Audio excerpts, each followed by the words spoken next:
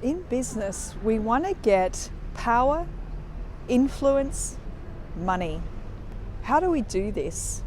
I want to talk about how, as a business leader, you can create a lever long enough to shift the world. Now, there's real power in the world, and a lot of philosophers, politicians, entrepreneurs throughout the ages have discussed this.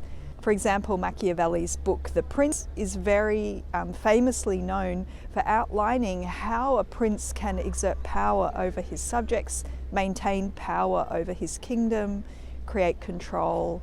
And more recently, Robert Greene's book, 48 Laws of Power, outlines how we can behave as leaders in a way that works with the power structures around us. But I want to talk about something much deeper. And this is the lever that we can use to shift the whole world. So if we were to draw back on our life, on human existence, and examine it from the infinitude of space and time, really as humans, we are very insignificant. For example, if you were to roll out a whole roll of toilet paper, square by square, each square would represent eons of hundreds of millions of years.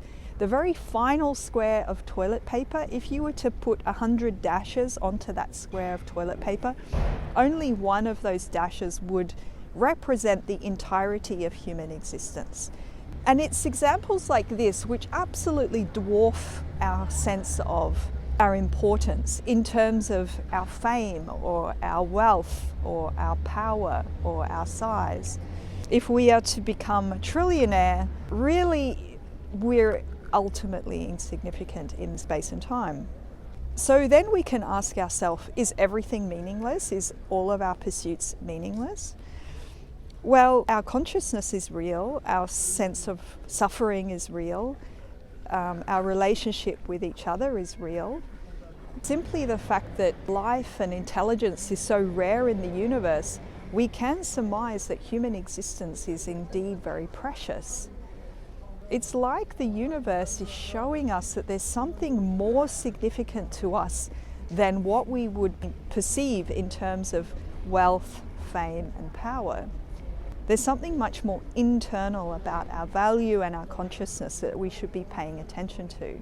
So when we examine books like Man's Search for Meaning, written by Viktor Frankl shortly after World War II, a book like that shows us that human beings can achieve everything they want in life, fame, money, and power, and still feel a sense of despair and still feel hopelessness. And yet, someone who is suffering in a concentration camp can experience moments of joy, moments of serenity, looking at a sunset, hearing a bird call. Books like that where we see there's something in our human consciousness and our meaning making which is far more valuable to us as humans even than finding money, fame, and power. It would seem that our very consciousness, the thing that is so rare in the universe, which is alive and receiving through our senses and our feelings and creating meaning from that this is truly precious and truly something of deep value to us. Secondly, our relationship to other people is important and real. In fact, if we have status and power in our community, biologically that's valuable. Socially, emotionally, that is valuable to us. But also where our consciousness meets the world through our senses and creates meaning, is able to reach the meaning-making center and consciousness of another person who is also receiving the world. This is the beginning of the lever that is able to shift the world. There is one step further than this. If we're able to create a tribe, a group of people around a shared meaning, a shared way that life is received through our consciousness to create meaning and create an exchange of meaning with each other, this creates almost an unfair advantage, a movement of people creating meaning in the world. And this is how true social change happens. It happens when laws are changed in Parliament. It happens when social movements rise up and change society, as exemplified with the abolition of slavery. A person or a group of people contemplated deeply a sense of true meaning, communicated meaning to other people, and in so doing, changed behavior, effectively changed the world and changed society. If in business we really understand this lever that is able to shift the world, this is greater than any money, fame, power, influence.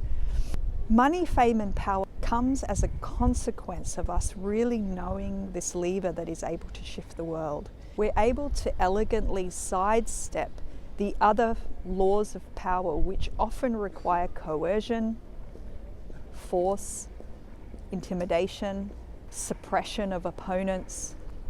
If as a business owner you're able to really tap down into deep meaning, and you're able to communicate that meaning to other people and create a movement around that meaning, you can truly shift behavior, and you can truly create a lever that's long enough to shift the world.